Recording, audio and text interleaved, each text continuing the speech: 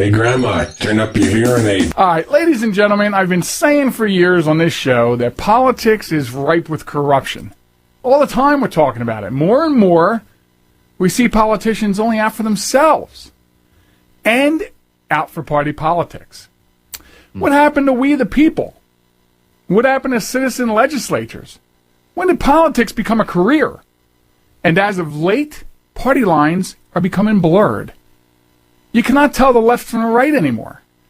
And I have found that the only time I find sensible people in politics to discuss politics with is when I talk to hardworking, concerned citizens seeking office, either on an independent ticket or as a write-in. And tonight, we're talking to one such person. Joining me on the phone right now to discuss our campaign and how some of this corruption is happening at the local level is Republican write-in candidate Lisa Esler, who is seeking the vacated seat in Pennsylvania's 161st Legislative District. Lisa, good evening. Thanks for spending a few minutes with us. Hi, Joe. Thanks for having me. So, Lisa, you have an interesting situation there, just north of us, by the way. We're in Wilmington, Delaware here. And you're in my old stomping grounds, by the way, which is why I took some interest in this whole campaign and this story. But you have an interesting situation that kind of is just going on and on throughout politics. But talk for a moment about your situation. You're a write-in candidate for the Republican Party, but there's more to it. So in a nutshell, from your side of the story. Okay. So they endorsed the president of the AFL-CIO, business manager of the IBEW. Now, I've been on school board for a few years now, and I've seen how special interests have painted policies in Harrisburg to favor special interests over the taxpayers' interests. And of all people to pick, I felt like they picked the person that would best represent the special interests. So because of that, I didn't want people to stay home because they were denied a choice. And I've heard that from a lot of people saying they were not going to go to the voting booth and vote during this election. And I thought it was my duty to give them a choice. And I am definitely working for good government and have been for years as a citizen. So I stepped up and said I wanted to challenge them, and things are going pretty well right now. So you have this Paul Mullen, hashtag Where's Paul Mullen, who, and interesting enough, we had a candidate in our last regular election here, the incumbent, who does the same thing that Paul Mullen does, and that is basically not show up to talk to the voters. Denies wanting to go and speak at public forums, and you're dealing with that as well. And from your seat, and as I said, when I brought you onto the air, I just love talking to actual citizens who want to do this job, versus the people that are in there not doing their job. But what is it you think, Lisa? What is it that makes these kinds of politicians not want to come out and talk to the people? Because I think that is one of anyone who listens to my show knows that is one right up there in my top 3 complaints with politicians. You're never here. You're never here when we need you. What is it that makes them do that? Well, I think if they really expose themselves, people won't vote for them. The League of Women Voters had tried to contact Paul Mullen numerous times, and he refused to debate the Democratic candidate. I just this afternoon had a candidate forum with the candidate on the Democratic ticket, and we had about 50 people in the room. The press covered it, and we had a very nice conversation. Of course, we're on opposite ends of the spectrum. However, we were able to articulate our positions on different issues. Unfortunately, Mr. Mullen decided that it wasn't important enough for him to get in front of the voters and to answer questions. And that's pretty much been the sense that we've got all since this began. He has surrogates speaking for him, and he refuses to come out and state his positions in public. And the big joke is, where's Waldo? Where's Paul Mullen? And that's what's been going around the district right now, and it's true. Right, and it is, and it's and people who follow us know that the hashtag. It's pretty funny what hashtags do, but to a point you made, when you said when these politicians, if they were to come out and expose themselves at these public forums, they would probably not get voted on. That's one thing that I don't know if I fully agree with, because the machine works this way. For some reason, it doesn't matter. And I see this in local races, and I see this in state races. A couple years ago, we here on the show, we do an election night special every 2 and 4 years.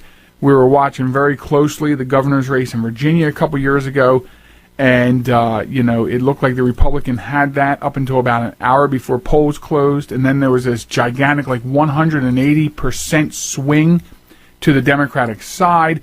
So whether they come out and participate in these forums or don't, and I see it here locally, they still wind up in office. So I don't know if in fact, I think what that is, Lisa, more so is I think that instead of people going out, I used to think people just keep going and voting for these people, but sometimes I'm starting to think that people just stay home and don't go out and vote at all. That's true. And special elections are a little different, because in a special election, the voters don't get a chance to go to the primary and vote for someone, but they're chosen by the party bosses, and that's what happened in this case. There was a similar situation, I don't know if you're aware of, last year up in York County, where a senator took 48% of the vote on a write-in because people had had enough and they wanted the voice to be heard. Mm-hmm. And I honestly believe that people will be driven to the polls this time because they want their voice to be heard. That's the sense we're getting going door to door. I think people are frustrated. They want honesty. They want integrity.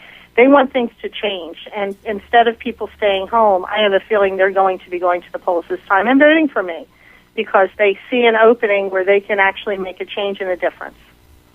Right, exactly. If you're just joining us, we're here on the phone with Lisa Esler, who is seeking the vacated seat in Pennsylvania's 161st Legislative District, which happens to be part of my old stomping grounds up there in Delaware County, Pennsylvania. And we're talking about a lot of like the really silly corruption things that happen on the local level.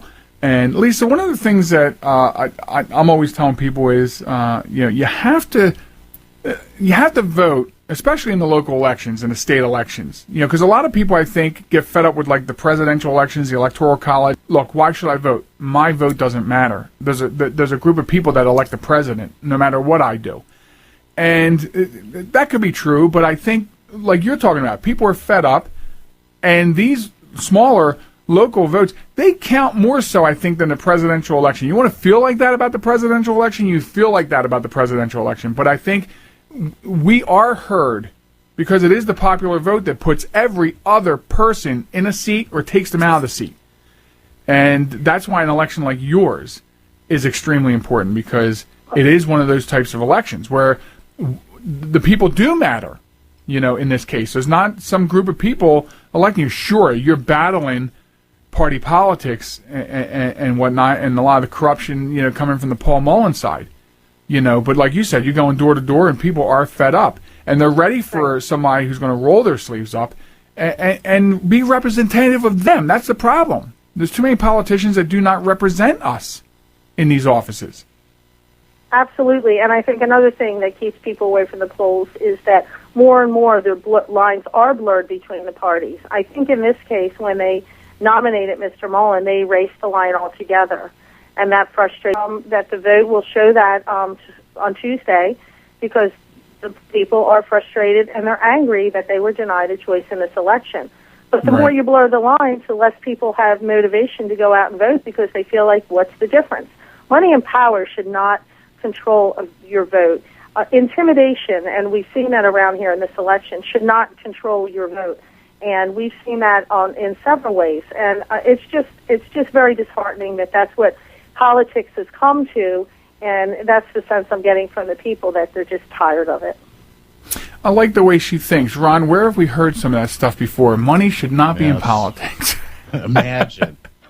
Lisa, my producer, Tony Richards, has a question from the voter's perspective for you, if you can believe that. Tony? Hi, Lisa. Hi. And a brief question here. When I go to the polls locally to vote for my local guys, a lot of the times the literature that we get in the mail pertaining to these guys is either so convoluted or so vague that we can't tell if this guy is really worth voting for or not. I mean, how are the candidates making it easier to understand who to vote for this time around? I think I'm making it very clear what the choices are in this election, and I think it all comes down to the lack of trust that they have with some of this literature. There's a lot of mudslinging that goes on in elections, and I've seen that firsthand now. But I think people just want integrity. They want honesty. They want someone with character. When I'm elected on Tuesday, I want to go to Harrisburg and make a difference and put taxpayers back in the driver's seat. I refuse to pension. I'm not going to be a part of that system. I do not want to become a career politician. I want to serve the people. I've served the people on school board for a few years now, and even before that, in my own personal life, I've spoken about my positions on different issues. So I haven't changed my colors throughout the years. When I was elected for school board in the primary, I did it without an endorsement from either party, and I won more votes than anybody on the ticket on both the Democratic and the Republican side. That tells you what people are thinking when they go to the polls now. They want to change, and they don't want the party pick. They want the person that they're endorsing. I like the way she talks. Lisa, how many doors have you knocked on during your campaign? Board or during this campaign? During the campaign. During this campaign, probably about, I'm going to say 4,000 to 5,000. And we talked to quite a few people. And it was an overwhelmingly positive response from people. Now, what the party is trying to say is that there was, if you vote for me, you will put the Democrat into office. Well, there's two Democrats on the ticket. The Paul Mullen Democrat that supported Sestak Wolf, John Kane in our local election against our Republican candidate, and Governor Wolf and Bob Casey. So you have two Democrats on the ticket right now. I'm the Republican. I'm the only Republican on the ticket. But they're trying to coerce people into believing that if they vote for me, that it's a wasted vote. And they're afraid. They're afraid that the people might speak out like they did last year in the special election, where the senator won 48% of the vote with the write-in. That was over 10,000 votes he got. And the Democrat and the Republican each got 26%. And that's what they're afraid of. And they're afraid of somebody speaking the truth, because that then exposes them. Right. I've been asked several times to run for several local offices in the Libertarian Party, and Lisa, part of the reason I won't is this is just part of the reason. I'm not corrupt. I'm not corruptible, but I like when I set my mind to do things, and you sound like you have your mind set, and that's the way I am. But then if I get there and I just keep hitting wall after wall after wall because, hey, this is the way the machine works here, and now you're here, son, I don't want to play that game. So that deters me. Maybe that's unfair to people that could probably benefit from me being in an office, but there's just so much corruption. And, I mean, when you win on Tuesday, you know you're going to feel that. How are you prepared for that? You know you're going to hit that wall in Harrisburg. Well, I always tell people that I'd rather come home and live my life and have my integrity and character intact than to stay up there and not be able to sleep at night. And somebody asked me, how are you going to work with the Republican Party after this is all done? And my answer was, I work for the people of the district, and I'm working for the people of this state.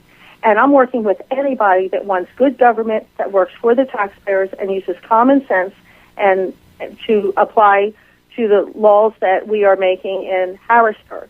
I can't sleep at night knowing that I'm not doing the right thing. I was raised better than that. I do not change my colors for anybody, and I stand up for the people, not for the party bosses, not for the political gain. That's not what I'm in this for, and I never will be in this for that. And that frightens them, quite honestly. Oh, it does. I know it does. They can't stand that. Oh, absolutely. Honesty is not something they're used to.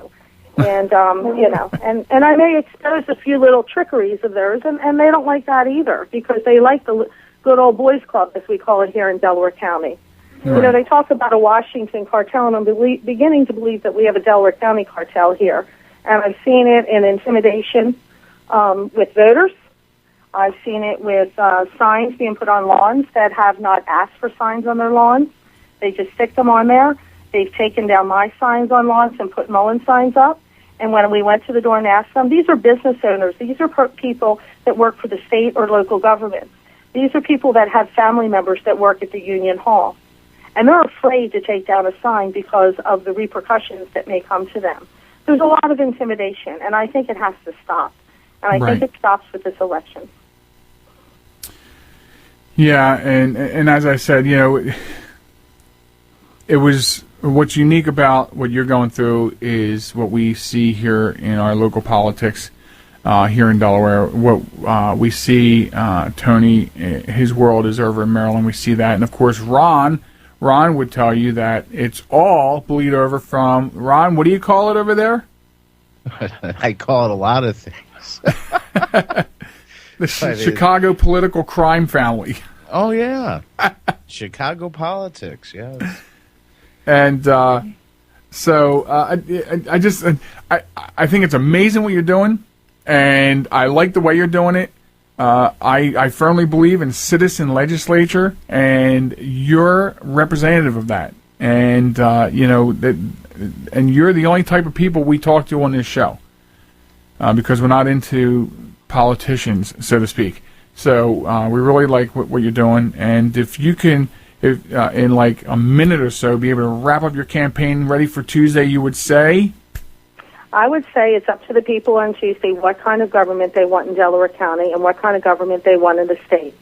This election has ramifications to go far beyond this local election, because it's a chance for people to stand up and to speak their mind instead of staying home on Election Day, and to vote for somebody that's going to serve them and not special interests, and not look for money and power and money in their pockets to further their career, but do what's right for the people and actually serve the people. In a nutshell. And if I could just add something to that to your voters, and all voters everywhere, because this is what you should remember when you go out to vote. That politicians, career politicians, are like diapers, and they have to be changed, both for the same reason. Am I right? Absolutely. Well, if I was still living up there, Lisa, you'd have my vote slam dunk. All right. Well, it's a write-in, and we will have people at the polls to show you how to write in, but it's a simple process, and we'll have step-by-step instructions, so it's not difficult to do, and just make sure you spell the name right, and I'll win. Right, and that is, I'm glad you brought that up, because that is one last thing I wanted to touch on before you left, is that it is a write-in, and I'm glad you mentioned that, because I was going to ask you to just make sure people who are listening from the 161st know. This is going to be the people's choice. Yep. I like it. Lisa, we wish you the best of luck on your victory, and we'll be keeping an eye out for sure. All right. Well, thank you so much for having me. It was a pleasure. You're welcome. Good luck, Godspeed, and we'll talk to you soon. Thanks, Joe. Bye-bye. Bye-bye. Lisa Esler, everybody, 161st Pennsylvania Legislative District. She's the write-in candidate. So you have to write her name in. E-S-L-E-R. E-S-L-E-R. Lisa Esler. Make sure you jot that down. And they're the people's choice. Somebody who wants to work for you. Want to refresh and change. Refreshing. That's the way it works. That's the way it's supposed to work. And we have been preaching that forever on this show. Ugh. Well, we thank her and her supporters who reached out to make sure that, because I'm from that area, that I knew what was going on up there. So I appreciate it. Shout out to my good friend Joe, who personally reached out to me to make sure I knew what was going on. And are you following this? And, a couple weeks ago got me latched onto it. And, it's just the same thing. We see it everywhere and all throughout, politics. And that was another good example of the local level, the state level. But that is when your voice is heard. And I like it that she brought up that situation last year from York, Pennsylvania, with that senator, because that was the people making that choice and the people saying enough's enough. Because how often do I remind people on this show when it comes around to an election time, like there's a special election, but any election time, it's important that you know that they work for you. And most of them are not in there working. How can you be a multimillionaire and you're representing me? Exactly. So I hope she wins. Yeah. So just like you can vote people in, you also, your voice says, time for you to go. And we have far too many career politicians on every level of government. And they need to go. Yep. You need fresh perspectives. You need the common man or woman to represent you. So, again, a thanks to Lisa Esler, and she's a write-in candidate on Tuesday up there in Delaware County, so write her in. When we come back from break, which we're approaching here in a few seconds, Ron's going to tell us how to get involved with Ask Clown of the Week. If you're a new listener to the show, hang around. It's a very funny segment, and you might want to get involved, and Ron's going to tell you how to do that when we come back from break. And we'll go over the results and do the voting in the home stretch of the show. When we come back from break also, after Ron's done, we're going to talk about, I guess we'll get into the Iran nuke deal. You know, we had to talk about that. That's been burning my britches all week. So we'll talk about that. So don't go anywhere. Get yourself a drink. And come on back here in a few moments on the Behind the Mic show right here on the Q.